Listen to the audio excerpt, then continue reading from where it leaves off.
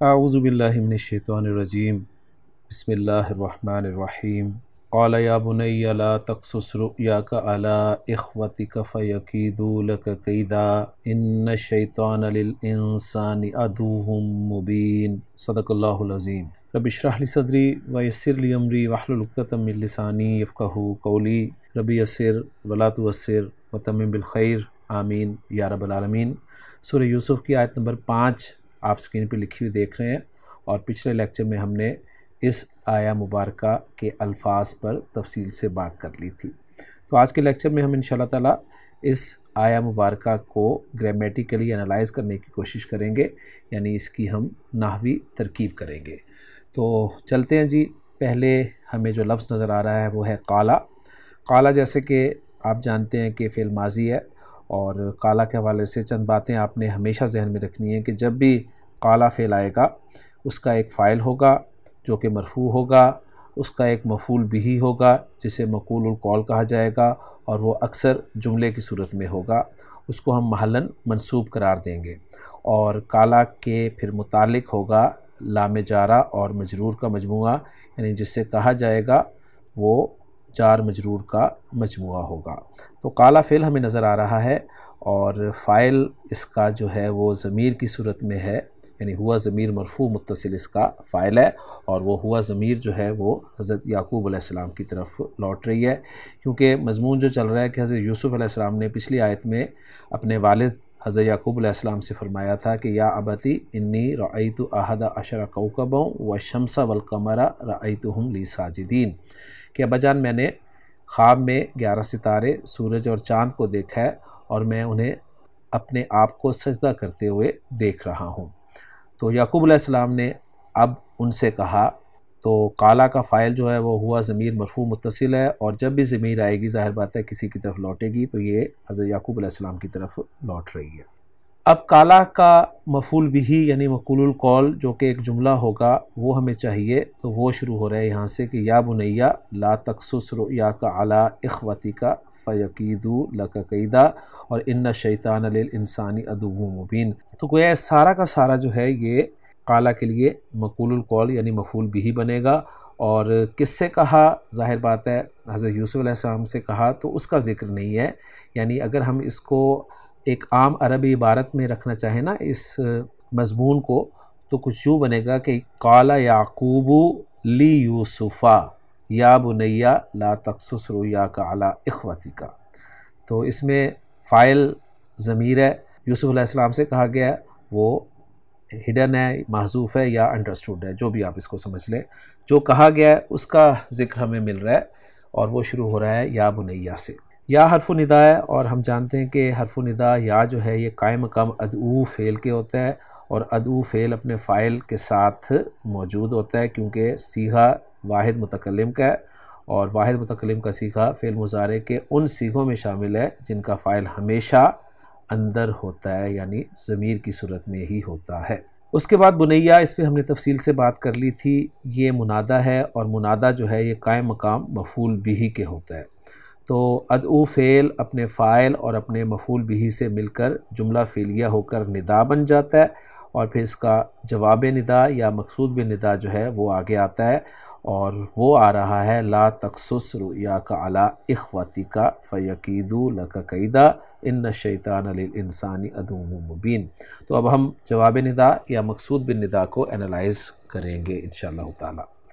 تو مقصود بالندا یا جواب ندا شروع ہو رہا ہے لا سے۔ یہ لا لائے ناہیہ ہے، اس لیے کہ اس کے بعد فعل مضارع تخصص جو آپ دیکھ رہے ہیں یہ مجزوم استعمال ہوا ہے، یعنی اخف استعمال ہوا ہے، اور اس پہ ہم تفصیل سے پچھلے لیکچر میں بات کر چکے ہیں۔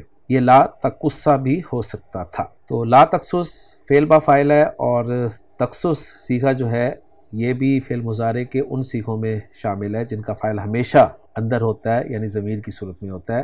اور آپ کی یاد دہانی کے لیے میں عرض کرتا چلوں کہ وہ صرف 3 ہی صیغے ہیں فعل مضارع کے، واحد مذکر حاضر، واحد متکلم اور جمع متکلم، جن کا فاعل ہمیشہ ضمیر کی صورت میں اندر چھپا ہوا ہوتا ہے۔ تو لا تقصص فعل با فاعل ہے، انت ضمیر مرفوع متصل اس کا فاعل ہو گیا، اور رؤیا جو ہے مضاف ہے جس کا مضاف الیہ کاف ضمیر مجرور متصل ہے، اور مضاف اپنے مضاف الیہ سے مل کر یہ مفعول بہ بن رہا ہے لا تقصص فعل کے لیے۔ اور لفظی ترجمہ ہم یہاں تک کریں گے کہ مت بیان کر اپنے خواب کو۔ آپ کو یاد ہوگا کہ ہم نے سورہ یوسف کی ابتدائی آیت میں پڑھا تھا کہ جس کے سامنے بیان کیا جاتا ہے وہ اللہ کے ساتھ آتا ہے، تو جس کے سامنے بیان کرنے سے آپ منع فرما رہے ہیں یعقوب علیہ السلام، وہ اللہ کے ساتھ آ رہا ہے، تو اللہ حرف جر ہے جس کا مجرور اخوتی ہے، اور اخوتی مضاف بھی ہے جس کا مضاف الیہ کاف ضمیر مجرور متصل ہے۔ گویا مضاف اپنے مضاف الیہ سے مل کر مجرور ہو جائے گا اللہ حرف جر کے لیے، اور اللہ حرف جر اپنے مجرور سے مل کر یہ بھی متعلق ہو جائے گا لا تقصص فعل کے۔ اس کے بعد آگے فا سببیہ آ رہا ہے، اور فا سببیہ کے بعد یقیدو فعل مضارع خفیف یا منصوب استعمال ہوا ہے۔ اس پہ میں نے آپ کے سامنے تفصیل سے بات رکھ دی تھی کہ اصل میں فا کے بعد ایک ان چھپا ہوا ہوتا ہے جس کی وجہ سے فعل مضارع خفیف یا منصوب استعمال ہوتا ہے۔ اور یہ فا سببیہ کیا ہوتا ہے اس کے بارے میں ڈاکٹر عبدالرحیم صاحب نے کچھ بتایا ہوا ہے، تو اس کو بھی ذرا ہم دیکھ لیتے ہیں۔ فَيَكِيدُ لَكَ كَيْدًا، اس میں بتا رہے ہیں کہ حاضی فا السببیتی، یعنی یہ فا سببیہ ہے، وَتُفِيدُ، اور یہ فائدہ دیتا ہے کس چیز کا کہ اَنَّ مَا قَبْلَهَا سَبَبٌ لِمَا بَعْدَهَا، کہ اس سے جو کچھ پہلے ہے وہ سبب ہے، وجہ ہے، کس کے لیے؟ اس کے لیے جو اس کے بعد میں ہے۔ نحو مثال کے طور پہ لا تتأخر، دیر مت کر، فتفوتک الصلاۃ، کہ تیری نماز فوت ہو جائے، یعنی دیر مت کر ورنہ تیری نماز فوت ہو جائے گی۔ تو گویا دیر کرنا جو ہے فا سببیہ سے پہلے یہ سبب بن رہا ہے نماز کے فوت ہو جانے کا، لہٰذا اس فا کو سببیہ قرار دیا جائے گا۔ اور ڈاکٹر صاحب بتا رہے ہیں کہ اذ التأخر یترتب علیہ فوات الصلاۃ، اس جملے میں یہ جو یترتب آپ دیکھ رہے ہیں یہ را تا با مادے سے باب تفاعل میں استعمال ہوتے ہوئے ترتب یترتب ترتباً، جس کے معنی نتیجہ نکلنا یا دار و مدار ہونا کے ہوتے ہیں، اور اللہ کے ساتھ کے استعمال ہوتا ہے۔ تو عربی زبان میں کہا جاتا ہے ترتب علیہ قضا، یعنی نتیجہ نکلنا یا دار و مدار ہونا۔ تو بتا رہے ہیں کہ اذ التأخر یترتب علیہ فوات الصلاۃ، یعنی جب تاخر سبب بنے گا نماز کے فوت ہونے کا، تو پھر آپ یہ کہیں گے کہ لا تتأخر فتفوتک الصلاۃ، تو نماز تجھ سے فوت ہو جائے گی، ٹھیک ہے، دیر مت کر نماز تجھ سے فوت ہو جائے گی۔ تو گویا فا سببیہ سبب بتانے کے لیے آتا ہے، اس لیے کہ اس سے پہلے والا کلام بعد میں آنے والے کلام کے لیے سبب کی حیثیت رکھتا ہے۔ یا یوں بھی کہا جا سکتا ہے کہ فا کے بعد آنے والا کلام فا سے پہلے والے کلام پر بطور جواب یا نتیجے کے مرتب ہوتا ہے۔ اس فا کو فا جوابیہ بھی کہا جاتا ہے، اور یہ فا دراصل حرف عطف ہے اور ترتیب اور تاکید کے معنی بھی دیتا ہے، یعنی ترتیب بھی بتاتا ہے اور تاکید بھی بتاتا ہے، یعنی کہ اس کے بعد یہ ہوا ہے، یعنی اس سے ایک بات کا دوسری بات پر فوری طور پر مرتب ہونا سمجھ میں آتا ہے۔ ایک اور بات اچھی طرح سمجھ لیجئے، پہلے اردو میں پھر اس کے بعد ڈاکٹر عبدالرحیم صاحب کی ورکنگ کی طرف ہم چلیں گے۔ وہ ضروری بات یہ ہے کہ فا کے استعمال کی ایک شرط ہوتی ہے جسے ملحوظ رکھنا واجب ہوتا ہے، ورنہ مضارع کو فا کے بعد منصوب لانا جائز نہیں ہوتا، یعنی خفیف لانا جائز نہیں ہوتا۔ شرط اگر پوری ہوگی تو پھر آپ فعل مضارع کو منصوب یا خفیف استعمال کریں گے، اور شرط یہ ہے کہ فا سے پہلے آنے والے کلام کی ابتدا نفی محض یا طلب پر دلالت کرنے والے کسی اسلوب سے ہو۔ پھر سن لیجئے گا شرط کیا ہے؟ شرط یہ ہے کہ فا سے پہلے آنے والے کلام کی ابتدا نفی محض یا طلب پر دلالت کرنے والے کسی اسلوب سے ہو۔ اب یہ دو چیزیں آپ کے سامنے آئی ہیں، ایک نفی محض اور ایک طلب۔ سب سے پہلے تو طلب کو سمجھ لیں اردو میں۔ طلب جب بھی آپ سنیں عربی گرامر میں اصطلاح استعمال ہوتے ہوئے، تو قواعد کی اصطلاح میں طلب کا اطلاق ان اسالیب پر ہوتا ہے۔ نمبر ایک امر، جب بھی امر آئے گا تو کہا جاتا ہے یہ طلب ہے۔ نمبر دو نہیں ہوگی تو کہیں گے کہ اس میں طلب ہے۔ استفہام ہوگا تو کہا جائے گا کہ یہ طلب ہے۔ ترجی ہوگی یعنی امید ہوگی تو کہا جائے گا کہ اس میں طلب ہے، تمنی ہوگی تو بھی کہا جائے گا کہ یہ طلب ہے، اور تحدیث اور عرض ہوگا تو بھی کہا جائے گا کہ اس میں طلب ہے۔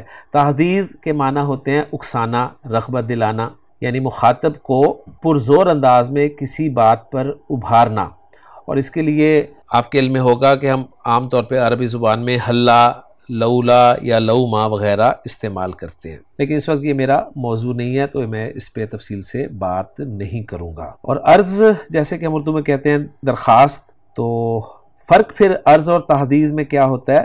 پہلی بات تو یہ کہ عرض تحدیث سے ملتا جلتا اسلوب ہوتا ہے، فرق صرف اتنا ہے کہ عرض کے ذریعے مخاطب کو نرمی کے ساتھ کسی بات پہ ابھارا جاتا ہے، جبکہ تحدیث میں سختی پائی جاتی ہے، اور عرض کے لیے عام طور پر اللہ یا لولا استعمال ہوتا ہے، اور تحدیث کے لیے ہلا یا لوما استعمال ہوتا ہے۔ تو میں نے اگزامپل میں جو لولا بھی ذکر کیا تھا، تو وہ چونکہ آپ کو پتہ چل گیا کہ عرض اور تحدیث ملتے جلتے الفاظ ہیں یا اسلوب ملتا جلتا ہے ان دونوں کا، تو اس لیے عام طور پر لولا کو بھی تحدیث کے لیے کہہ دیا جاتا ہے۔ تو طلب جب بھی آپ سنیں گے عربی گرامر میں تو اس سے مراد کیا کیا ہو سکتا ہے، میں پھر ایک مرتبہ دہرا دوں آپ کے سامنے۔ اس سے مراد امر ہو سکتا ہے، اس سے مراد نہیں ہو سکتی ہے، اس سے مراد استفہام ہو سکتا ہے، اس سے مراد ترجیح ہو سکتی ہے، اس سے مراد تمنی ہو سکتی ہے، اور اس سے مراد تحدید یا عرض ہو سکتی ہے۔ اور اب جو دوسری چیز ہے شرط کے لیے، فا سببیہ کی شرط کے لیے، وہ ہے نفی محض۔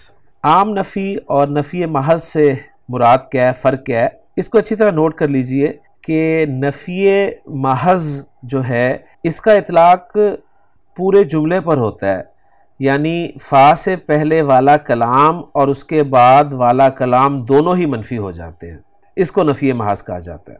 یعنی نفی کا لفظ ایک دفعہ استعمال ہوگا، جیسے میں آپ کو ایک ایگزامپل دیتا ہوں، انشاءاللہ تعالیٰ بات 100% آپ کو کلیئر ہو جائے گی۔ ایک جملہ ہے لم اسی فاعاقبا، جیسا کہ آپ سکرین پہ لکھا ہوا دیکھ رہے ہیں، تو اس جملے کا ترجمہ یہ کیا جاتا ہے کہ میں نے کوئی برائی نہیں کی اس لیے مجھے سزا بھی نہیں دی گئی۔ تو اب اس میں دیکھیں صرف لم اسی کے شروع میں ہی لگا ہوا ہے، اور لم ہم جانتے ہیں کہ نفی کے لیے استعمال ہوتا ہے، تو اس جملے میں حرف نفی اگرچہ صرف اسی پر داخل ہے لیکن مفہوم کے اعتبار سے عاقبہ بھی منفی ہے۔ اس لیے دیکھیں میں نے معنی کیا ہے اس جملے کے آپ کے سامنے کہ میں نے کوئی برائی نہیں کی اس لیے مجھے سزا بھی نہیں دی گئی۔ تو اب یہاں پر فعاقبہ میں آپ دیکھیں فا کے بعد کوئی نفی کا لفظ نہیں استعمال کیا گیا، لیکن ہم ترجمہ یہی کر رہے ہیں کہ مجھے کوئی سزا بھی نہیں دی گئی۔ گویا اگر عام ہم عربی اس کی بنانا چاہیں تو کچھ یوں بنے گی کہ لم اسی فلم اعاقب۔ تو یہ اسلوب جو ہے نفی محض اسلوب کہلائے گا، اس کو اچھی طرح سمجھ لیجئے گا۔ اب یہ باتیں جو میں نے آپ کو اردو میں سمجھائی ہیں، ڈاکٹر عبدالرحیم صاحب کی ورکنگ میں یہی باتیں ہم عربی میں سمجھنے کی کوشش کرتے ہیں۔ بتا رہے ہیں کہ تأتی فاء السببیتی بعد نفی او طلب محضین، یعنی فا سببیہ آئے گا یا آتا ہے نفی اور طلب محض کے بعد، یعنی محضینی یہاں پر استعمال ہوا ہے نا، تو گویا نفی بھی محض ہے اور طلب بھی محض ہے، اور اس کو میں نے آپ کے سامنے تفصیل سے ذکر کر دیا۔ مزید بتا رہے ہیں وَيُنْسَبُ الْفِعْلُ الْمُضَارِعُ بَعْدَهَا، اور فعل مضارع کو نصب دی جاتی ہے ان کے بعد بِإِضْمَارِ أَن وجوباً، یعنی ان کے وجوباً چھپے ہونے کی وجہ سے، وَإِلَيْكَ أَمْثِلَةً وَشَوَاهِدَ لِفَاءِ السَّبَبِيَّةِ، یعنی فاء سببیہ کے لیے دیگر مثالیں اور جو شواہد ہیں وہ درج ذیل ہیں۔ نمبر ایک، بعد نفی، نفی کے بعد جیسے کہ اگزامپل ڈاکٹر عبدالرحیم صاحب نے دی ہے کہ مرتکبت جریمتاً فاخاف، ما نفی کے لیے استعمال ہوا ہے، ارتکبہ یرتکب ارتکاباً، اس کے معنی ہوتے ہیں ارتکاب کرنا۔ تو ترجمہ ہم کریں گے اس جملے کا کہ میں نے ارتکاب نہیں کیا جریمتاً، جریمہ عربی زبان میں کہا جاتا ہے ہر وہ فعل منفی ہو یا مثبت جس پر قانوناً سزا دی جائے، اسے جریمہ کہتے ہیں، یعنی قانونی خلاف ورزی، جرم، گناہ کے معنی میں یہ لفظ استعمال ہوتا ہے، اور اس کی جمع جرائم آتی ہے۔ تو جریمہ یہاں پر منصوب استعمال ہوا ہے، لہٰذا یہ مفعول بہ ہے، تو ترجمہ بنے گا اتنے حصے کا کہ نہیں میں نے ارتکاب کیا کسی جرم کا، فَأَخَافَ لفظی ترجمہ کروں گا اور میں ڈرتا ہوں. یعنی یہ جو فا ہے اس کو ہم اگر فا سببیہ قرار دیں، جیسا کہ ہم دیں گے اس لیے کہ اس کے بعد فعل مضارع جو ہے وہ خفیف یا منصوب استعمال ہوا ہے، تو اس سے ما قبل جو ہے وہ سبب بن رہا ہے کس کا؟ ما بعد کا. میرے نہ ڈرنے کا سبب کیا بن رہا ہے؟ میرا کوئی جرم نہ کرنا. تو جو میں نے آپ کو سمجھایا نا نفی محض کیا ہے، یعنی یہاں پر شروع میں صرف ما لگا ہوا ہے لیکن اخافہ سے پہلے ما نہیں لگا ہوا، لیکن وہ نفی جو ہے وہ دونوں طرف ہم مانیں گے کہ میں نے کسی جرم کا ارتکاب نہیں کیا اس لیے میں نہیں ڈرتا. تو گویا میرے نہ ڈرنے کا سبب کیا بن رہا ہے؟ میرا کسی جرم کا ارتکاب نہ کرنا. اور پھر اس کی مثال ڈاکٹر عبدالرحیم صاحب نے قرآن مجید سے بھی دی ہے. فرماتے ہیں فی التنزیل والذین کفروا لہم نار جہنم لا یقضی علیہم فیموتوا ولا یخفف عنہم من عذابہا کذالک نجزی کل کفور. سورہ فاطر کی آیت نمبر 36 انہوں نے کوٹ کیا ہے، اور اس آیت کا اگر میں ترجمہ آپ کے سامنے رکھوں تو آپ کو انشاءاللہ تعالیٰ بات سمجھ میں آ جائے گی.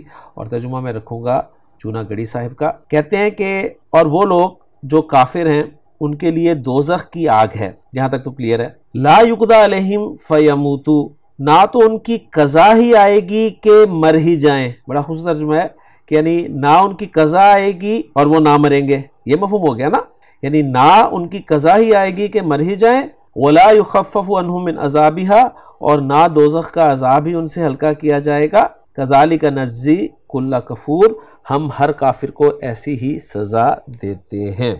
تو یہاں پر دیکھیں فا جو ہے یہ سببی ہے، اس لیے کہ اس کے بعد فعل مضارع، اصل میں آپ بس نوٹ یہ کریں کہ فا کے بعد اگر آپ کو فعل مضارع خفیف یا منصوب نظر آتا ہے تو وہ فا سببیہ کہلاتا ہے. اور فا سببیہ فعل مضارع کو خفیف یا منصوب نہیں کرتا، بلکہ اس فا سببیہ کے بعد ایک ان چھپا ہوا ہوتا ہے جس کی وجہ سے فعل مضارع خفیف یا منصوب ہوتا ہے. اور فا سببیہ کرتا کیا ہے؟ ایکچولی یہ بتاتا ہے کہ میرا ما قبل سبب ہے میرے ما بعد کا. بس یہ آپ بات یاد رکھیں تو پھر انشاءاللہ تعالیٰ آپ کو ٹرانسلیشن سمجھنے میں آسانی ہوگی. تو یہاں پر جو کہا گیا نا کہ لا یقضی علیہم فیموتوا، تو پہلی بات تو یہ کہ نفی کے بعد استعمال ہوا ہے یہ صحیح، اور نفی محض یعنی فا کے بعد بھی نفی کو ہم مانیں گے، یعنی نہ ان کا فیصلہ کیا جائے گا اور نہ وہ مریں گے. تو گویا ان کے نہ مرنے کا سبب کیا ہے کہ ان کا فیصلہ ہی نہیں کیا جائے گا. واللہ عالم. اس کے بعد دوسری بات بتا رہے ہیں بعد طلب، یعنی طلب کے بعد.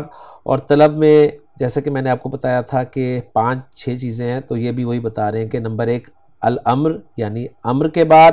اور اس کی ایک ایگزامپل انہوں نے دی ہے عربی زبان میں کہ سم روزہ رکھ فتصحہ، تو اس کے سبب سے تو صحیح ہو جائے گا، یعنی تیرا روزہ رکھنا جو ہے وہ نتیجہ بنے گا تیرے صحیح ہونے کا. نہیں نمبر 2، اور اس میں بتا رہے ہیں ایگزامپل دے رہے ہیں کہ لا تمشی فی الشمس فتتعب، لا تمشی فی الشمس یعنی دھوپ میں مت چل، فتتعب ورنہ تو تھک جائے گا. یعنی تیری تھکاوٹ کا سبب کیا بن رہا ہے؟ تیرا دھوپ میں چلنا. وفی التنزیل، اور قرآن مجید سے ایگزامپل دے رہے ہیں کلوا من طیبات ما رزقناکم، تم ہماری دی ہوئی پاکیزہ روزی کھاؤ، ولا تطغوا فیہ، اور اس میں حد سے آگے نہ بڑھو، فیحل علیکم غضبی، ورنہ تم پر میرا غضب نازل ہوگا. تو یہاں پر فا سببیہ استعمال ہوا ہے، اس لیے اس کے بعد فعل مضارع جو ہے وہ خفیف یا منصوب استعمال ہوا ہے. اور میرے غضب نازل ہونے کا سبب کیا ہے؟ تمہارا حد سے آگے بڑھنا. امید ہے بات سمجھ میں آ گئی ہوگی. اس کے بعد تیسری ایگزامپل طلب میں دے رہے ہیں وہ استفہام کی، یعنی استفہام طلب میں شامل ہے.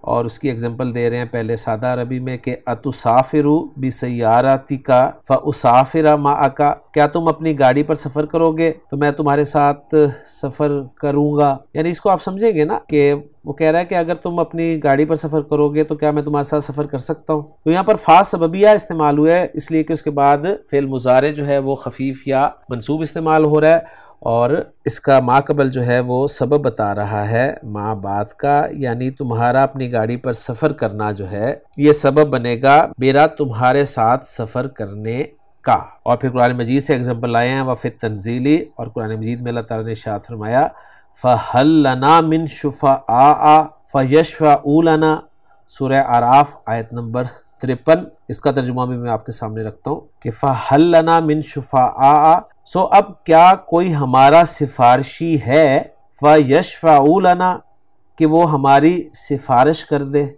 یعنی فا کے بعد یشفعو آپ دیکھ رہے ہیں یہ خفیف یا منصوب استعمال ہوا ہے، اور اس کے منصوب ہونے کی وجہ جو ہے اصل میں ان مقدرہ ہے، یعنی ان پوشیدہ ہے، جس نے فعل مضارع کو خفیف یا منصوب کیا ہے.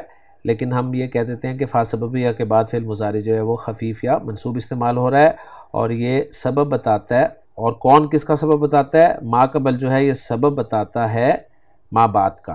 یعنی یہ بتایا جاتا ہے کہ ما قبل سبب ہے، فا سے پہلے جو ہے وہ سبب ہے ما بعد کا، یعنی جو فا کے بعد ہے. اگلی کیٹیگری نمبر 4 میں وہ تمنی کی دے رہے ہیں، اور اس کے لیے اگزامپل دے رہے ہیں پہلے سادہ عربی میں کہ لیتنی قویٌ، کاش میں طاقتور ہوتا، قوی ہوتا، مضبوط ہوتا، فاجاہد فی سبیل اللہ، تو اللہ کے راستے میں جہاد کرتا. یعنی میرا مضبوط ہونا، قوی ہونا جو ہے یہ سبب بنتا اللہ کے راستے میں جہاد کرنے کا. اور قرآن مجید سے اگزامپل دے رہے ہیں یا لیتنی کنت معہم فافوز فوزا عظیما، سورہ نساء کی آیت نمبر 73. کاش میں بھی ان کے ہمراہ ہوتا تو بڑی کامیابی کو پہنچتا. یہ بھی میں ترجمہ آپ کے سامنے چونا گڑھی صاحب کا ہی رکھا ہے. اس کے بعد 5ویں کیٹیگری جو ہے وہ التحدید و تندیم کی ہے، اور اگزامپل دیے انہوں نے حلا تجتہدو، تو محنت کیوں نہیں کرتا، فتنجہا، تاکہ تو کامیاب ہو جائے. وفی تنزیلی، اور قرآن مجید سے اگزامپل دے رہے ہیں رب لولا اخرتنی الی اجل قریب فاصدق. المنافقون سے ریفرنس دے رہے ہیں کہ اے میرے رب مجھے تو تھوڑی دیر کی مہلت کیوں نہیں دیتا کہ میں صدقہ کروں اور نیک لوگوں میں سے ہو جاؤں. یعنی میرا نیک لوگوں میں سے نہ ہونا اور صدقہ نہ دینا، یعنی میرے نیک لوگوں میں نہ ہونے اور صدقہ نہ کرنے کا سبب کیا بن رہا ہے، وہ یہ بن رہا ہے کہ تو نے مجھے مہلت نہیں دی. یعنی کہ تو مجھے مہلت دیتا تو میں ہوتا نا. تو اس سے آپ کو سمجھ میں آ رہی ہوگی کہ یہ نفی محض اور طلب محض سے کیا مراد ہے. اور 6ٹھی کیٹیگری العرض وہ ذکر کر رہے ہیں، اور اس کے لیے انہوں نے قرآن سے تو کوئی اگزامپل نہیں دی، صرف اپنی ایک عربی میں اگزامپل دی ہے اور ایک شعر کی اگزامپل دی ہے. اور شعر وغیرہ ہم نہیں پڑھیں گے، اور صرف عربی کی اگزامپل دیکھ لیتے ہیں کہ الا تنزلوا عندنا فتصیب خیرا، کہ آپ ہمارے ہاں کیوں نہیں تشریف لاتے تاکہ آپ خیر پائیں. تو اس طریقے سے گرامر والے جو ہیں وہ اس ٹاپک کو کور کرتے ہیں، اور ڈاکٹر عبدالرحیم صاحب نے بھی اس کو تفصیل سے آپ کے سامنے ذکر کر دیا ہے اور سمجھا دیا ہے. اور میں دیکھ رہا ہوں کہ لیکچر طویل ہوتا جا رہا ہے، تو ہم اس آیت کو معذرت کے ساتھ یہیں پر چھوڑیں گے، لیکن ایک حصہ مکمل کرنے کے بعد. تو گویا یقیدو یہاں پر خفیف یا منصوب استعمال ہوا ہے، اور یہ فا سببیہ ہے، اور ان کی وجہ سے فعل مضارع خفیف یا منصوب استعمال ہوا ہے. قاعدہ یقیدو پہ ہم تفصیل سے بات کر چکے ہیں، چال چلنا کے معنی میں استعمال ہوتا ہے، اور فعل بفاعل ہے، واو ضمیر مرفوع متصل اس کا فاعل ہے. لکا جار مجرور کا مجموعہ ہے، اور یہ جار مجرور متعلق ہو گیا یقیدو فعل کے، اور قیدن جو ہے یہ منصوب استعمال ہوا ہے، تو گویا یہ مفعول مطلق کے طور پہ منصوب ہے. تو گویا 2 جملے بن رہے ہیں فا سببیہ سے پہلے اور بعد میں، ایک فا سببیہ سے پہلے اور ایک فا کے بعد. جو فا سے پہلے جملہ ہے وہ ہے لا تقصص رؤیاک علی اخوتک، کہ اپنے بھائیوں کے سامنے خواب کو بیان مت کرنا، فیقیدوا لک کیدا، اور دوسرا جملہ ہے یقیدوا لک کیدا. تو یہ فا سببیہ ہے، اور ہمیں پتہ چل رہا ہے کہ اس کا ما قبل سبب ہے اس کے ما بعد کا. یعنی یوسف علیہ السلام اگر اپنا خواب اپنے بھائیوں کے سامنے بیان کرتے ہیں تو وہ ان کے خلاف چال چلیں گے. اور اس کو دوسرے انداز میں سمجھ لیں کہ اگر نہیں بیان کریں گے تو ظاہر بات ہے وہ چال نہیں چلیں گے. یہاں پر مزید ایک پوائنٹ ہے جو کہ ڈاکٹر عبدالرحیم صاحب نے ذکر کیا ہے، وہ بھی آپ کے ساتھ میں ذکر کرتا چلوں. فرما رہے ہیں کہ قاعدہ یقیدو کے بارے میں کہ یتعدی بنفسی ہی، اس کو متعدی بنایا جاتا ہے، یا یہ متعدی ہوتا ہے وداؤٹ پریپوزیشن. جیسے کہ اللہ تعالیٰ نے سورہ المرسلات میں فرمایا ہے فَإِن كَانَ لَكُمْ قیدن فکیدونی، تو یہاں پر کیدونی میں یا متکلم مفعول بہ کے طور پہ استعمال ہوا ہے، جو کہ نون وقایہ کے بعد حذف کیا ہوا ہے، تو گویا مفعول بہ وداؤٹ پریپوزیشن استعمال ہو رہا ہے۔ لیکن یہاں پر لام کے ساتھ استعمال ہوا ہے فَيَكِيدُوا لَكَ كَيْدًا، تو اس کا جواب دے رہے ہیں، یعنی یہاں پر بتا رہے ہیں کہ وَأُدِّيَ هُنَا فِي هَذِهِ الْآيَةِ بِاللَّامِ، یہاں پر اس آیت میں اس کو متعدی کیا گیا ہے لام کے ذریعے، اور اس کی وجہ بیان کر رہے ہیں لِأَنَّهُ ضُمِّنَ معنی فعلین، کیونکہ اس میں معنی فعل جو ہے وہ شامل ہیں، اور وہ فعل کا معنی جو اس میں شامل ہے وہ متعدی باللام ہوتا ہے، جیسے کہ احتالہ فعل جو ہے نا یہ لام کے ساتھ استعمال ہوتا ہے، تاکہ یہ جو قید کا فعل ہے نا، یعنی چال چلنے والا فعل ہے، اس کے معنی کا فائدہ دے، مع افادتی معنی الفعل المضمن، یعنی جو فعل کے معنی شامل ہے نا اس کے فائدے کے ساتھ۔ تو بڑی ٹیکنیکل سی بات کی ہے، سمپل یہ ہے کہ قادہ یکیدو وداؤٹ پریپوزیشن استعمال ہوتا ہے، یعنی یہ متعدی جب آتا ہے تو اس کا مفعول بہ جو ہے وہ وداؤٹ پریپوزیشن استعمال ہوتا ہے، لیکن یہاں پر لام کے ساتھ استعمال ہوا ہے، اتنا بھی کر لیں تو کافی ہے، اور اس کی وجہ جو ہے وہ انہوں نے ذکر کی ہے، کیونکہ لام اس لیے استعمال کیا گیا ہے یہاں پر کیونکہ اس میں فعل کے معنی جو ہیں وہ شامل ہیں، واللہ اعلم۔ تو الحمدللہ ہمارا پہلا حصہ مکمل ہو گیا، تو میں اپنے سبق کو پہلے حصے تک ہی آیت کے محدود کروں گا، باقی جو دوسرا پارٹ ہے اس آیت کا، اور پھر جملوں کا اعراب، اور پھر آیت کا پورا ترجمہ انشاءاللہ تعالی، اس پہ ہم اگلے لیکچر میں بات کریں گے۔ سبحانک اللہم و بحمدک، اشہد ان لا الہ الا انت، استغفرک و اتوب الیک۔